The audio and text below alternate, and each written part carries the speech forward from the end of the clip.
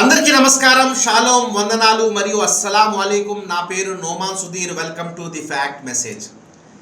భారతదేశంలోనే కాదు, యావత్ ప్రపంచంలోనే మతోన్మాదానికి అసలు కారణం ఏమిటి అని మనం పరిశీలించినట్లయితే, హిందువులైనా, యూదులైనా, క్రైస్తవులైనా, ముస్లింలైనా తమ తమ మతాల గురించి ప్రచారం చేసుకుంటే ఎలాంటి ఇబ్బంది లేదు. నేడు ఒకవైపు తమ మతాన్ని ఎంతో హెచ్చించుకుని మాట్లాడుతూ, మరోవైపు ఎదుటి మతాలను ఎంతో కించపరుస్తూ మాట్లాడుతున్నారు. ఇలా చేస్తున్న ఆయా మతాల వారి మతతత్వ పోకడే మతోన్మాదానికి కారణమవుతుంది. ఈ ఉన్మాద పోకడతోనే మత ఘర్షణలు కూడా రాజుకుంటున్నాయి. అందుకే మనం మతాభిమానులుగా, మతోన్మాదులుగా కాకుండా మత సామరస్యవాదులుగా ఉండాలి. నిత్యం అనునిత్యం ఆ భావనతోనే ఇతరులతో మెలగాలి. అప్పుడే దేశం అభివృద్ధి చెందుతుంది, దేవుడు ఇష్టపడతాడు. జై హింద్.